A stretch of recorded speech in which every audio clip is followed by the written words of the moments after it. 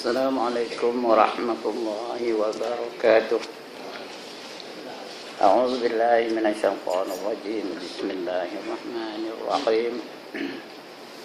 إلى حضرة النبي محمد المصطفى رسول الله صلى الله عليه وسلم وإلى آله وصحبه أجمعين، وإلى حضرات جميع الأنبياء والمرسلين عليهم الصلاة والسلام، وإلى حضرات جميع الأولياء والصالحين وجميع المؤمنين والمؤمنات والمسلمين والمسلمات الأحياء منهم والأموات، وإلى حضرات آبائنا وأمهاتنا وأجدادنا وجداتنا وعشيرتنا ومعلمينا ومن لهم حقوق علينا، قل لله لهم الفاتحة. أعوذ بالله من الشيطان الرجيم. بسم الله الرحمن الرحيم. الحمد لله رب العالمين الرحمن الرحيم مالك يوم الدين، إياك نعبد وإياك نستعين، اهدنا الصراط المستقيم صراط الذين أنعمت عليهم غير المغضوب عليهم ولا الضالين.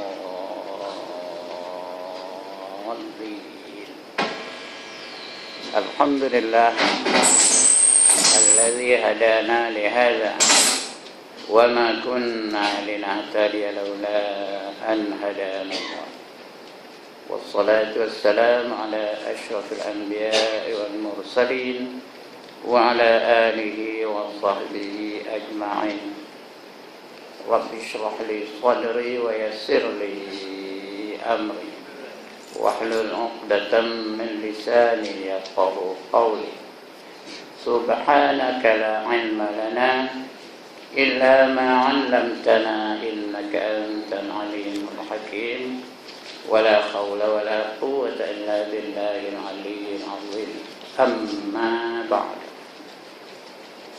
Yang dimuliakan Tuan Pengerusi dan ahli-ahli jawatan kuasa masjid, yang berbahagia tuan-tuan imam, tuan-tuan bila, tuan-tuan guru, ustaz-ustaz, ustazah-ustazah, pemimpin-pemimpin setempat, seterusnya tuan-tuan, puan-puan, hadirin hadirat muslimin muslimat yang dirahmati Allah sekalian.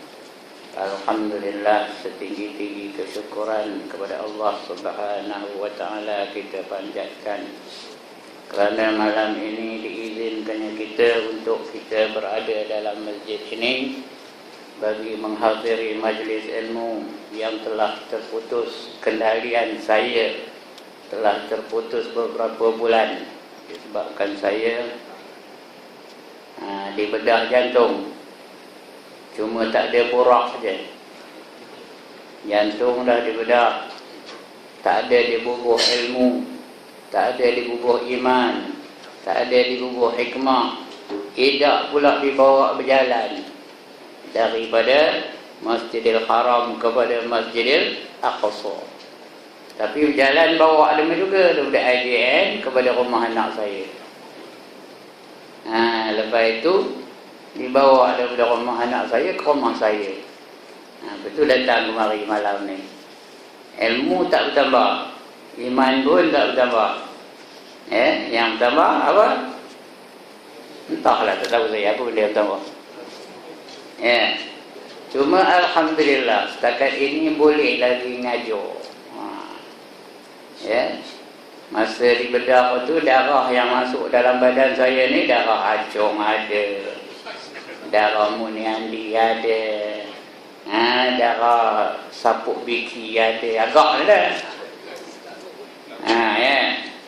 Kalau nak hilang segala ilmu yang ada, ayat-ayat Quran yang ada, hadis-hadis yang ada, kalau nak hilang boleh benar. Tapi alhamdulillah Allah kekalkan masih lagi ingatlah beberapa ayat, beberapa hadis, dan dapat pula boleh ngajar. Dah sebulan dah ngajar ni. Cuma pilih-pilih lah. Mana yang agak-agak boleh pergi.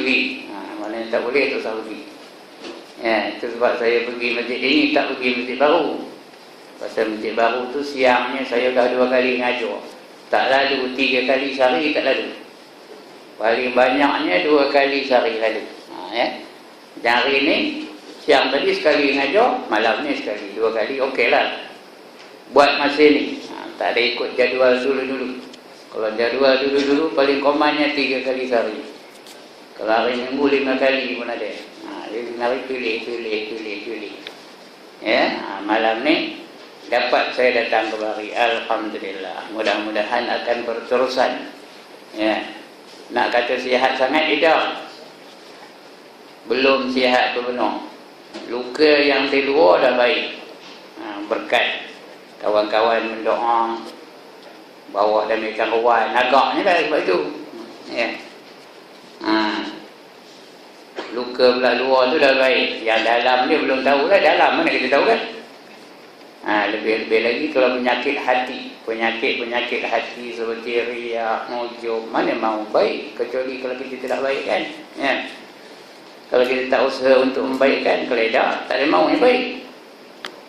Jadi yang ini yang kita nak baca ni, mudah-mudahan dapat kita ubatnya dan dapat kita baiki bersama sebelum kita padam. Kerana kita tak nak padam, bawa riak, bawa ujub, bawa takabur, bawa ghadab, bawa apa lagi? Bawa maksiat batin. Kita nak padam, bawa apa? Bawa sabar, bawa redha, bawa pemaaf, bawa pemurah, bawa sifat-sifat mahmudah. Jangan bawa sifat-sifat mazmumah. Kerana walaupun kita banyak mana ibadah kita pun tak dinilai oleh Allah Ta'ala kalau kita padam bawa sifat-sifat yang dilarang oleh Allah Ta'ala. Dalam hadis disebut, innallaha la yanzuru ila suwarikum wa amwalikum walakin yanzuru ila qulubikum wa a'malikum. Sesungguhnya Allah tidak melihat rupa kamu yang cantik, rupa-rupa semayang kamu yang cantik, keras-keras tangan tu tak tengok di Tuhan pun, pejam-pejam mata tu tak tengok di Tuhan. Lebih-lebih lagi kalau tak cantik semayangnya, lagilah. Kalau cantik pun tak terima, dia tak tengok di Tuhan. Dan juga harta-harta kamu tak tengok di Tuhan, kerana Tuhan yang memberikannya. Apa aja harta yang kita miliki itu dengan izin Allah Ta'ala.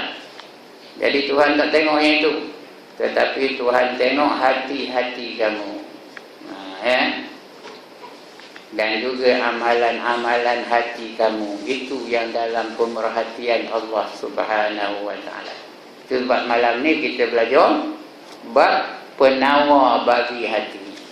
Penawar tu artinya ubat bagi hati. Ngapa ditawar? Sebab dia sakit lah. Kalau kita sakit, kena minta air penawar kan?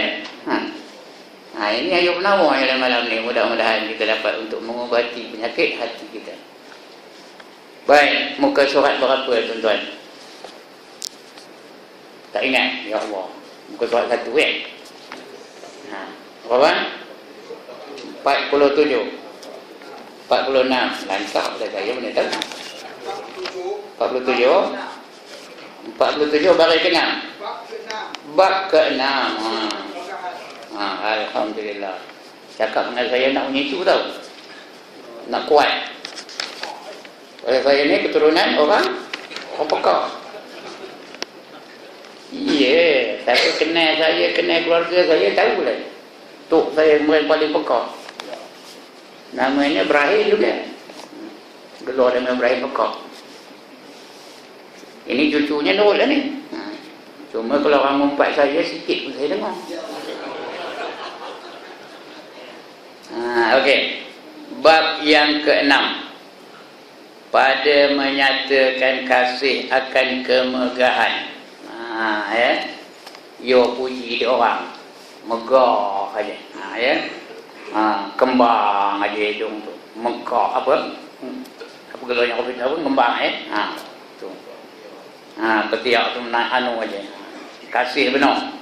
Apa-apa hal nak dicari kemegahan. Kalau dia nak menderma pun mesti ada TV3, bawa kamera, ada cek, mock check namanya. Tahu apa mock check? Cek palsu, cek main-main. Besar papan hitam tu. Tulis tu derma dari Ustaz Ibrahim Ishtar. Kerana membina bangunan tahfiz Al-Quran sebanyak RM5. Menteri pula datang tu merasmikan cek tu. Baru mau, kalau tidak tak siap. Kalau orang buat tak reti aja menderita. Ini orang tak kemegahan Kita pergi orang kahwin, orang buat tak peduli saja. Jemput pun tidak. Menderita hati tu. Ya Allah, dia tak kenal ke aku. Tak tahu ke aku ngacur dia tiap bulan. Ini boleh tak buat tak reti aja dia menderita rasanya. Ini kasih dan kemegahan. Ini satu sifat yang sangat dicela oleh Allah Subhanahu wa ta'ala. Baik, kita baca lah senang. Baik saya kalau tak saya tak tentu ada. Baca. Ketahui olehmu bahawasanya kemegahan itu memilih akan segala hati yang dituntut akan taatnya. Kemegahan itu artinya nak menguasai hati orang, supaya orang tu taat pada dia, supaya orang tu hormat pada dia, supaya orang tu mengikut cakap-cakap dia.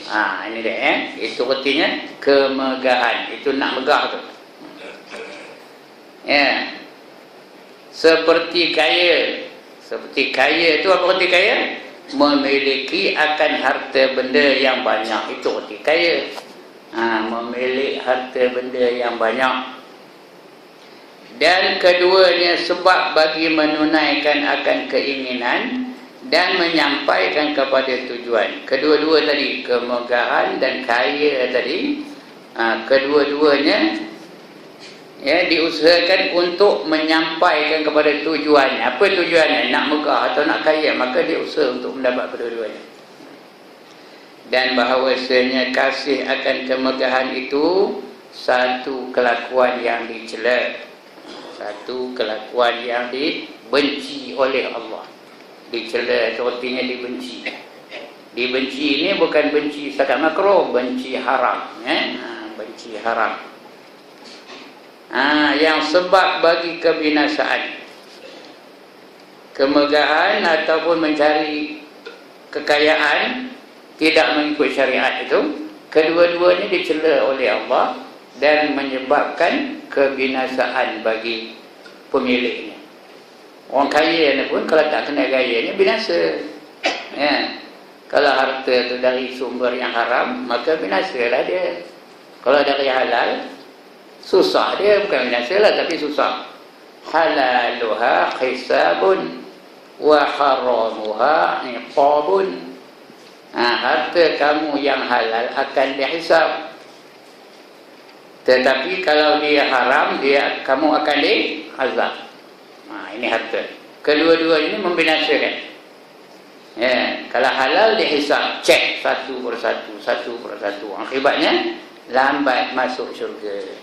Kerana lama hisabnya. Itu sebab sahabat-sahabat dulu mereka tak ada banyak meninggalkan harta. Nabi Muhammad pun umpamanya mana ada harta yang ditinggalkannya. Ada yang meninggalkan kondominium, ada. Ada Nabi Muhammad meninggalkan villa. Ada Nabi Muhammad meninggalkan kebun. Tak ada apa ditinggalkannya. Itu sebab Nabi-Nabi dan Rasul-Rasul mereka masuk syurga tanpa hisab. Mengapa tanpa hisab? Tak ada benda nak dihisab. Nabi itu wafatnya, baju besinya masih tergadai kepada seorang Yahudi. Apa ada tinggal untuk anaknya Fatimah? Tak ada apa yang tinggal. Itu yang halal. Kalau haram akan menyebabkannya masuk ke dalam neraka. Jadi kata ni dua-dua. Kalau halal pun susah, haram lagi susah. Itu sebab Nabi yang last sekali masuk syurga ialah Nabi Sulaiman. Jangan kita rasa kita dulu dari Nabi Sulaiman ya. Ini Nabi di kalangan Nabi. Antara Nabi itu yang last sekali masuk syurga Nabi Sulaiman. Bukan makna kita dulu dari Nabi Sulaiman dah. Tapi yang last sekali dia di kalangan Nabi-Nabi. Begitu juga di kalangan para sahabat yang last sekali masuk syurga siapa? Abdurrahman bin Auf, kerana dia banyak benar harta. Lambat masuk syurga ni. Macam kita turun di KLIA lah, pergi lari balik dari luar negeri. Ya, kelapa tak bawa, melenggang aja. Apa kata custom tu? Apa kata custom tu? Jalan lah katanya, apa tak ada katanya. Tapi cuba nolak 18 troli. 18 troli tolaknya macam satu cek. Lambat dah lepas kan. Begitu juga di akhirat nanti kan. Semua akan dicek. Baik.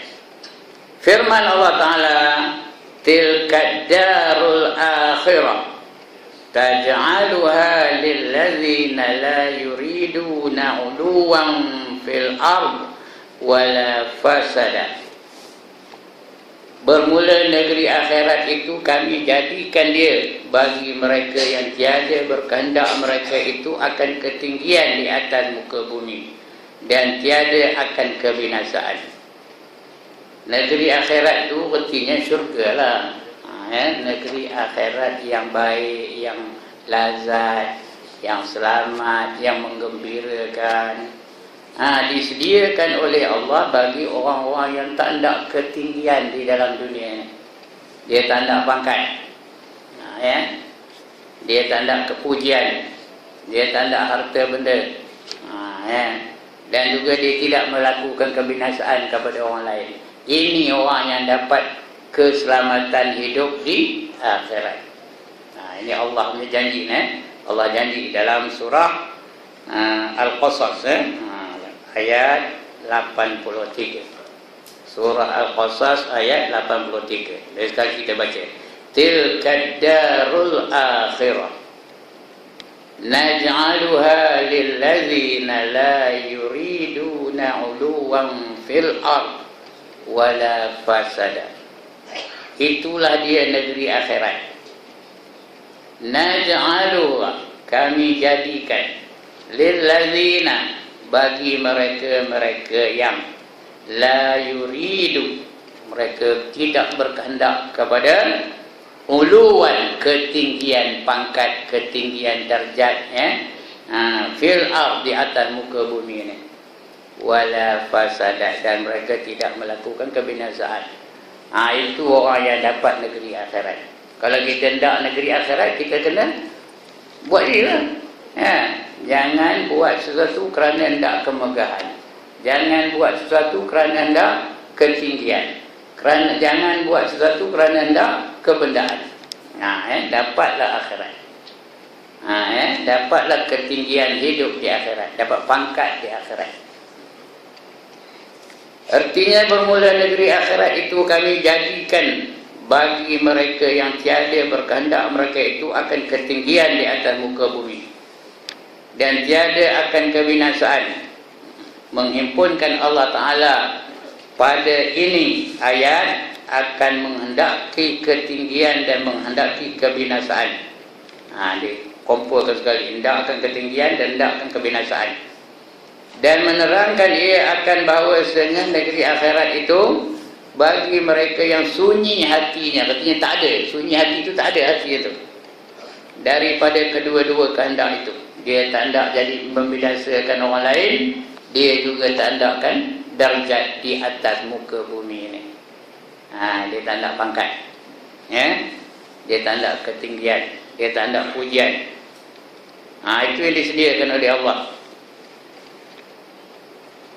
Sunyi hatinya daripada kedua-dua kehendak itu, dan memasuk ke dalam ketinggian itu kemegahan. Termasuk dalam ketinggian itu, itulah dia kemegahan. Hendakkan kemegahan.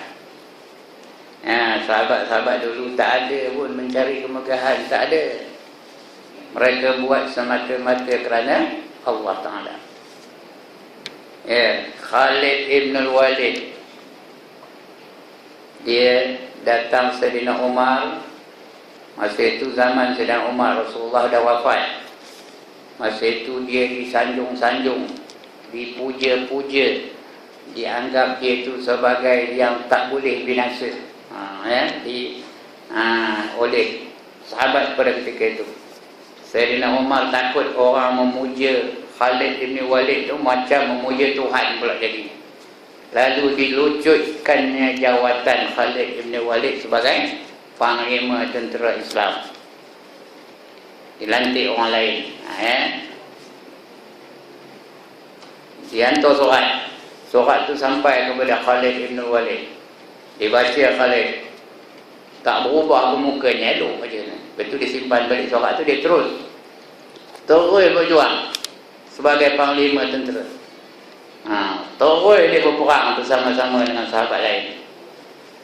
Udah menang, baru dia keluarkan surat Sayyidina Umar melucutkan jawatan dia sebagai panglima tentera dan bagi kepada penggantinya Abu Ubaidah.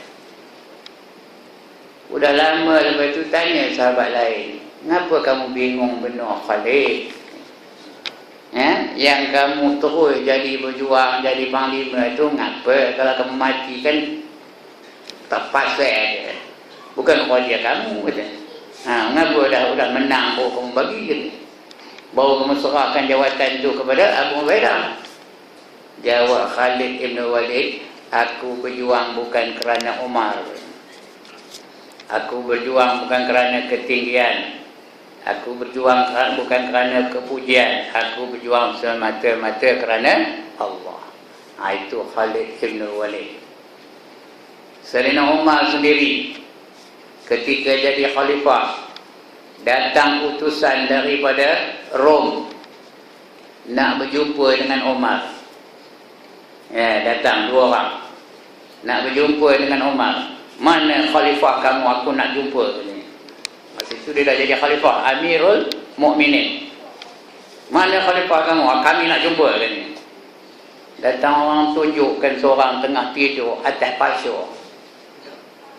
Tahu ke pasyur? Tengah tidur atas pasyur. Pasyur tu pula dekat dengan pokok tumbang. Kerongga yang amat dia banyaknya pada batang yang tumbang tu. Ngurung dia kerongga tu. Semut banyak keliling pasyur dia, berdebu-debu badannya. Tunjuk dia, inilah dia ni. Kata di utusan Rom tu, komen jangan merepek, aku nak jumpa dengan khalifah. Komen bukan aku nak jumpa dengan ni kata. Dengan orang komuni ni kata. Inilah dia khalifah kami, kata dia. Namanya Umar. Komen jangan buat pasal, aku tak nak jumpa dengan orang ini, aku nak jumpa dengan khalifah kamu kata. Tengah bertengkar-tengkar tu, jaga Umar. Umar pun jaga. Apa hadis ini kata. Dia pun cerita, ini orang ni nak jumpa kamu ya Amirul Mukminin. Bila dengar itu baru ngetor 2 orang tu. Kamu betul ke kamu ni Amirul Mukminin? Lah kata. Rupanya Umar tu dulu dia pernah duduk dia berumban kejap. Lah kata. Lepas tu ditanya dengan Umar, mengapa tentera-tentera kamu sangat menghormati kamu? Tunduk dan patuh pada cakap kamu, tak pernah bangkang apa yang kamu perintah kepada mereka. Apa jawab Umar? Aku bila satu perintah yang aku keluarkan, aku buat dulu, baru aku keluarkan satu-satu perintah. Mana larangan-larangan yang aku larang, aku tinggalkan dulu, baru aku keluarkan larangan tersebut. Itu Umar ngabur pada utusan daripada Rom tu. Kata utusan Rom tu patutlah katanya. Patut dan dan aku jadi khalifah ni semata-mata untuk berkhidmat kepada Allah Subhanahu wa taala. Dia tanda kepada ketinggian. Baik. Lagi firman Allah Taala, "Man kana yuridul hayatad dunya wa zinataha tuwaffi ilaihim a'malahum fiha wa hum fiha la yubkhasun ulaika alladzina laysa lahum fil akhirati illa an-nar wa habita ma sana'u fiha wa batilun ma kanu ya'malun. Apa artinya? Barang siapa ada ia menghendaki dengan amalnya akan hidup dunia. Siapa hendak mencari dunia, hendakkan perhiasan dunia, dan perhiasannya, dunia ni hendak perhiasan dunia lah. Apa perhiasan dunia? Harta benda, anak pena, pangkat, kenderaan, itu perhiasan dunia ya. Nescaya kami sempurnakan kepada mereka akan balasan segala amal mereka itu. Siapa hendak dunia, Allah akan bagi dunia yang dia kehendaki. Dan mereka itu tiada dikurangkan akan sesuatu di dalamnya. Tak ada kurang. Bermula mereka itu yang tiada ada bagi mereka pada akhirat. Tapi di akhirat tak dapat apa-apa. Dunia ni boleh dapat. Siapa nipu dapatlah keuntungan dalam penipuan dia tu. Dapat saja dunia. Siapa nak pangkat dapat pangkat. Siapa nak kekuasaan dapat kuasa. Siapa nak menang pilihan raya dapat menang. Tapi di akhirat tak dapat apa-apa. Melainkan api neraka. Yang dapat api neraka. Itu janji Allah.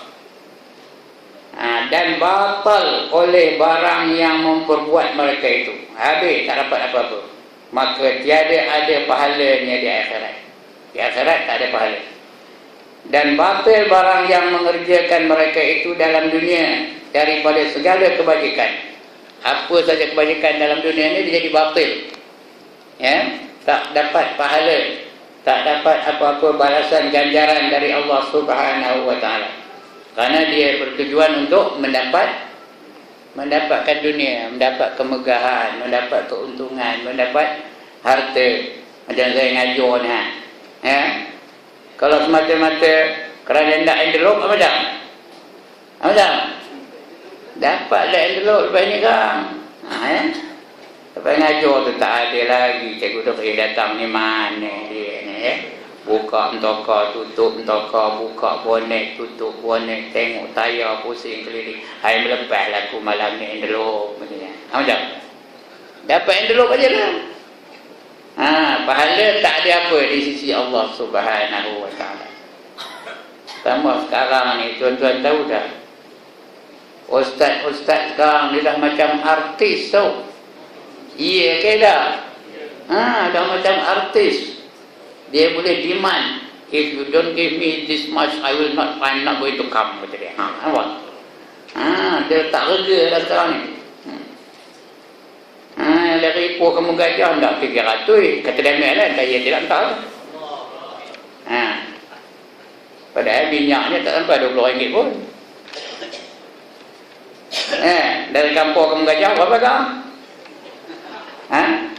Entah. Kalau tak minta, lantak dia nak bagi RM5,000 pun. Itu tak dia minta. Tapi kalau kerana dunia dapat apa? Dapat dunia aja lah. Lain tak apa. Jadi batal. Dan batal oleh barang yang memperbuat mereka itu. Maka tiada ada pahalanya di akhirat. Di akhirat tak ada pahala langsung. Dan batal barang yang mengerjakan mereka itu di dalam dunia daripada segala kebajikan. Lantaklah kebajikan macam mana dia buat dalam dunia ni. Batal. Tak ada pahala. Tak diterima Allah. Reject. Tahu apa kata reject? Tak tahu reject? Ditolak. Bermula ayat ini melengkapi juga akan kasih akan kemegahan. Termasuk dunia yang masuk ke sini ialah kasihkan kemegahan supaya dipuji dia orang. Tak dipujikan orang, maka dia pun gunakan perkataan-perkataan yang standard, yang bombastik. Ngajar sini gunakan perkataan fenomena, manifestasi, anjakan paradigma.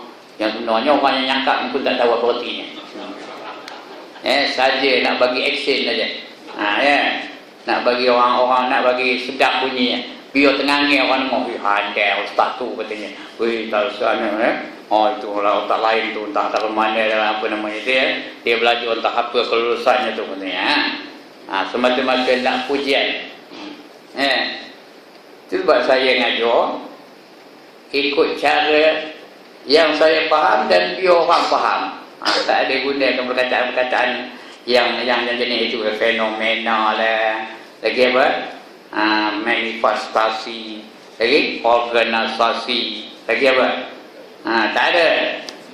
Saya menggunakan perkataan orang kampung aja, biar orang faham, orang semua faham, saya pun faham, sedang dapat diamalkan bersama. Berapa nak megah-megah tu? Ini kadang-kadang ketidakselesaian ni, tak apa-apa ni, disambung-sambung punya perkataan. Nak bagi action bunyi. Termasuklah itu. Termasuk dunia juga tu. Bermula ini ayat melengkapi juga akan kasih akan kemegahan. Kerana bahawasanya kemegahan itu sebesar-besar kesedapan daripada segala kesedapan hidup dunia, dan sebaik-baik perhiasan daripada segala perhiasannya. Rupanya kemegahan itu sedap, kita rasa sedap bila dah puji dia orang tu. Ustaz Ibrahim tu jangan main handai tu, tengok dengar itu kembang aja tu. Padahal kembang hidung tu berpenyakit ke tak? Sakit hidung tu sampai ke kampung sakitnya kembang. Tapi sedap, walaupun sakit sedap. Itu yang dicari orang tu. Sebesar-besar kesedapan dan segala kesedapan hidup dunia, dan sebaik-baik perhiasan. Kemegahan tu perhiasan tu yang sebaik-baiknya. Seronok benar bila dia puji dia orang. Itu kadang-kadang lepas ceramah macam ni, nanya, kamu cakap tadi sedap tak? Saya ceramah tadi. Nanya kawan. Poi sedap ustaz macam kembang hidung sampai ke kampung kembang. Kalau katanya entahlah ustaz, ngantuk aku dengarnya. Macam mana? Monyu aja lepas itu tegur dia orang tak naut dah tu. Pasal apa? Sudah hilang kemegahan. Okey. Dan ketahui olehmu bahawasanya kemegahan itu tiada dicela akan dia semata-mata. Macam reta juga. Kemegahan itu bukannya salah. Bukan salah. Kerana kemegahan itu bukan kita boleh perolehi dengan usaha kita. Kita boleh dapat dia dengan izin Allah Ta'ala. Allah bagi kemegahan, megahlah dia. Macam kita menghormati ulama-ulama juga. Bukan dia tidak dihormati. Ada ketulis surat, bila saya datang mesti semua orang berbaris menyambut saya. Betul dengan kompang apa, ada kan? Mana ada. Bukan dia tidak, tapi Allah bagi dia kemegahan. Kemasyhuran, bukan dia cari-cari kemasyhuran, tapi Allah bagi dia dengan sebab usaha dia. Itu sebab kalau kita buat baik, Allah sendiri bagi kemegahan dan kemasyhuran. Syarat kita buat baiklah. Jalankan perintah Allah, maka dengan sendiri kemegahan itu datang. Tak payah dicari-cari, tak payah diusaha-usahakan, dia datang dengan sendiri. Begitu juga harta benda, dia datang sendiri, tak payah kita beria benar. Cuma yang salahnya kita buat itu semata-mata kerana harta, itu salah. Tapi kalau dia datang, tak salah. Itu sebab di mana-mana dalam dunia ni ada ke pernah nengok ulama melepik sagu, ada? Ada pernah nengok ulama melepik sagu, ada? Kalau ada cakap apa? Ada? Ada kan? Duduk tepi jalan simpang menggayah tu buat tu bohong. Tolong kami, bantu kami ulama melepik sagu, ada kan? Mana ada? Tapi cuba tengok ulama hidup dalam hari ni. ulama hidup hari ini. Susah kan? Tak ada susah. Ya? Harta datang sendiri. Daripada dulu sampai sekarang ni, mana ada ulama yang melepik-lepik? Tak ada. Semua hidupnya senang aja. Tengok tok guru kita dulu, senang hidupnya. Tok guru saya dulu Tuan Haji Tarik, Kemang Jawa. Tahu kenal Tuan Haji Tarik, bapak Salahuddin tu. Tuan Haji Tarik dan Tuan Haji Tarik Allah yarham juga. Itu tok guru saya dulu di kampung ni lah. Susah ke hidup memang? Tak ada. Tapi tak ada kaya, tapi tak ada susah hidup memang. Itu juga yang di tempat-tempat lain. Tambah sekarang ni zaman moden ni lagi lah. Datuk Ismail Qamus tu berlepik sabu kan? Naik sikar ke dia ke sana kemari? Cikgu Bu boleh naik Mercedes. Padahal bukannya banyaknya ilmunya. Itu dia. Jadi buat semata-mata kerana Allah, Allah akan campakkan perkara-perkara itu kepada mereka-mereka yang menjalankan perintah Allah. Masyhur pun Nabi Muhammad paling masyhur kerana dia memperjuangkan Islam. Allah bagi dia kemasyhuran. Setiap saat, setiap detik ada orang sebut Nabi Muhammad. Ada tak orang sebut? Nama Muhammad itu disebut oleh umat Islam seluruh dunia ni. Setiap saat disebut. Azan pun habis itu juga. Ada tak sebut Muhammad ketika azan? Seluruh dunia ni. Kerana waktu kita berbeza-beza. Masa ini ada waktu ini masuk, waktu masa ini tak masuk. Dalam dunia ni macam itu, 24 jam tu. Ada je orang sebut Nabi Muhammad. Bukan dia hendak mencari kemasyhuran, tak ada. Tapi dia datang sendiri. Allah anugerahkan sendiri. Jadi maknanya ketahui olehmu bahawa sebenarnya kemegahan itu tiada dicela akan dia semata-mata semacam dengan harta. Harta itu bukan dicela semata-mata. Bahkan ada juga kemegahan yang dipuji. Kemegahan yang dipuji tapi digunakannya kemegahan itu di jalan Allah. Saya bagi contoh lah. Dalam pejabat tu ada DO, ada pion. Minta maaf lah, bukan nak menghina pion ni dah, nak bagi faham. Ada DO, ada pion. Kalau pion tu ngabur pada DO, tuan malam karang datanglah ke masjid. Ngapa ada ceramah? Siapa ceramah? Kata DO tu. Saya lah, kata pion tu. Macam apa kata dia? Apa kata dia? Kamu je mais, tak payah lah, katanya. Tapi cuba kalau terbalik, DO tu panggil pion tu. Malam ni datang lagi ke masjid. Kenapa tuan? Ada ceramah agama. Siapa nak ceramah? Saya lah, kata DO. Tahu tak? Apa jawab pion tu? InsyaAllah tuan, insyaAllah tuan. Jadi maknanya dia menggunakan kemegahan itu di jalan Allah. Jadi sebab itu tuan-tuan yang ada pangkat yang besar, pangkat yang ada pengaruh, gunakan pengaruh itu di jalan Allah. Kalau dia engineer, boleh jadi imam. Dia engineer, boleh berceramah agama. Dia engineer, boleh boleh menyembelih lembu. Dia engineer, boleh buat segala-gala yang disuruh oleh Allah. Orang hormat tak? Orang hormat ke tak? Orang hormat. Ada tak engineer yang begitu? Ada tak engineer yang boleh ceramah? Ada tak engineer yang boleh jadi imam? Tengok mana rupanya. Sekarang ni budak tak mandang tangan tau. Ke mana pergi, ada je orang mak jemput dia. Dah tak mandang tangan. Kenal ke dah mana? Entah, saya tak kenal, tahu ke mana-mana.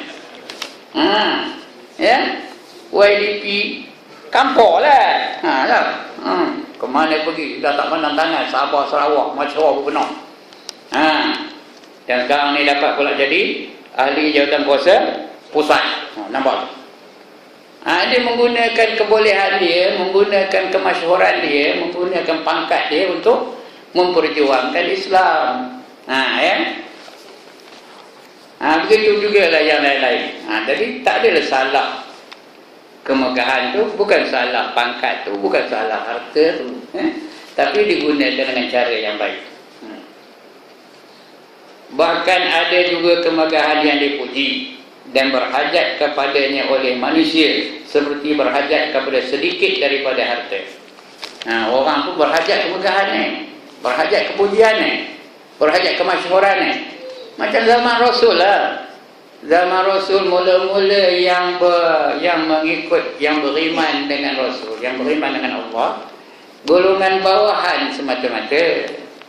Golongan bawahan, hamba. Bilal tu hamba. Lagi apa? Banyak yang hamba-hamba belaka lah. Yang miskin papa kedana kebanyakannya. Zaid bin Harithah, orang hitam, orang Habsyi. Tapi bila Umar Ibn Khattab masuk Islam, apa macam? Gempar Mekah tu.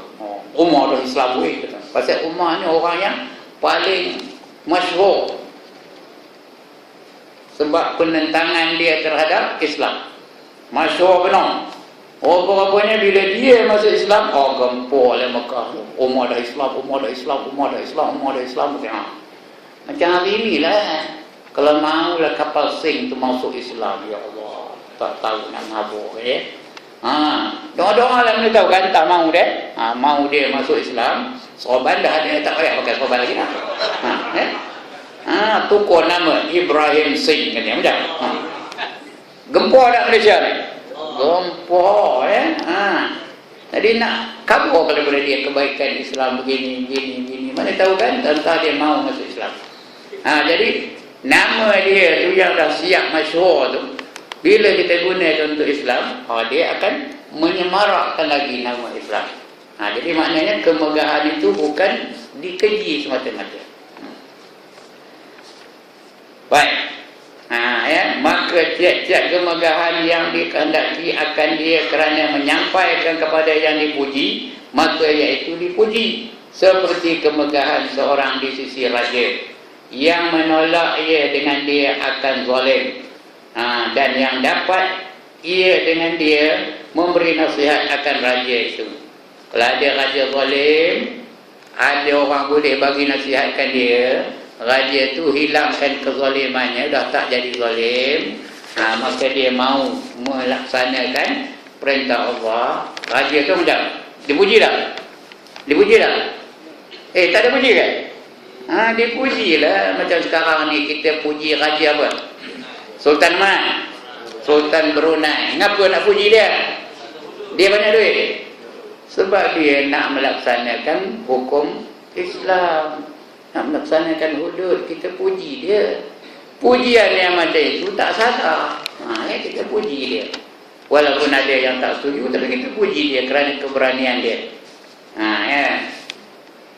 Jadi raja lain pun dah tak senang duduk kenari.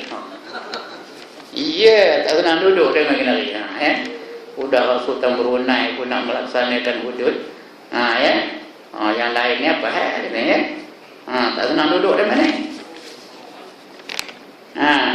Tambah kalau berjaya nanti, bila dah laksana tu berjaya nanti, Brunei menjadi satu negeri yang atau negara yang aman damai, tak ada berlaku pencurian, tak ada perzinaan, tak ada apa macam berlaku di Mekah lah.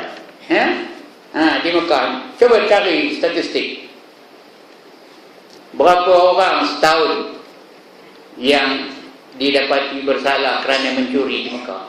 Mana ada sikit penuh. Yang didapati berzina berapa orang? Kerana apa? Kerana hukum hudud. Kerana menjalankan hukum hudud. Tapi di Malaysia